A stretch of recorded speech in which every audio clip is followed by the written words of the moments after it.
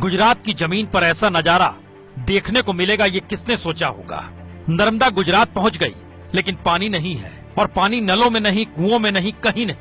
और विकास मॉडल की यह अद्भुत तस्वीर हर कोई देख सकता है। दरअसल ये छोटा उदयपुर जिले के नानी टोकरी गांव की तस्वीर है, जहां एक मटका पानी के लिए महिलाओं को इसी तरह घंटों खड़े रहना पड़ता है। गांव की आबादी यूं महज 1500 है, लेकिन इस छोटी आबादी के लिए भी पीने का पानी मुहैया करा पाना सरकार और प्रशासन के लिए मुश्किल है। लिहाजा लोगों का सहारा बस गांव में आने वाला एकमात्र यही टैंकर है।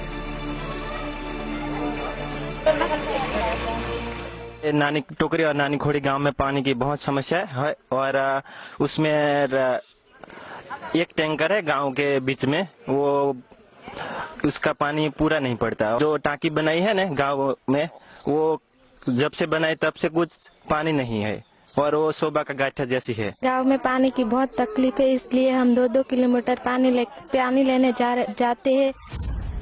गांव की यह हालत इसलिए क्योंकि गांव में लगे नलकूप बंद पड़े हैं, हैंडपंप में पानी नहीं आता, ट्यूबवेल सूखे हैं, और जब टैंकर से पानी नहीं मिल पाता तो लोग पास के ही एक दूसरे गांव में पानी लेने जाते हैं, जहां खेती के लिए लगे ट्यूबवेल से पानी मिल जाता है।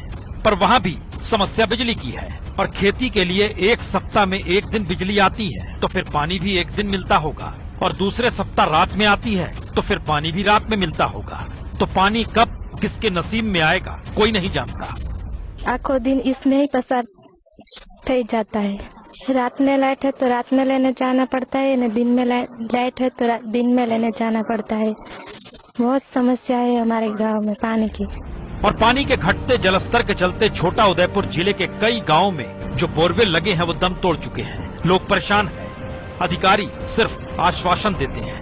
कवाट में इश्यू हो रहा है कि बहुत पानी नीचे चला गया, इसलिए बोर भी सक्सेसफुल नहीं होते हैं। पर फिर भी जितने भी हमारी टीम है वो अपना पूरा प्रयत्न करके जितना भी हो सकता है उतना प्रयत्न डाल के बोर सफल बनने का प्रयास कर रहे हैं। लेकिन गुजरात में जल संकट के सच की तस्वीर नाना टेकड़ी गांव या फिर छोटा उदयपुर जिले तक सीमित भी नहीं है। विकास का पर्याय गुजरात को बनाया गया, गुजरात मॉडल को देश के सामने लाया गया, लेकिन यह किसी ने नहीं सोचा कि जल संकट होगा तो फिर लोग क्या करेंगे, क्योंकि नर्मदा नदी के पानी के भी सिंचाई पर रोक लगा दी गई है। पानी है ही नहीं, नदी का जलस्तर बेहद कम है। सरदार सरोवर डैम में पानी का लेवल नीचे तक पहुंच चुका है, डेंजर लेवल के नीचे। इतना ही नहीं, गुजरात के तमाम जलाशयों में सिर्फ 38% पानी बचा है। उत्तर गुजरात के जलाशयों में 37% पानी बचा है, सौराष्ट्र में 26% पानी बचा है, तो कच्छ के डैम में 14% पानी है। और मुश्किल यह है कि जल संकट से निपटने के लिए कोई योजना किसी के पास नहीं, लेकिन सियासत अपने तौर पर जारी है और मानसून आ नहीं रहा, तो लोग क्या करें।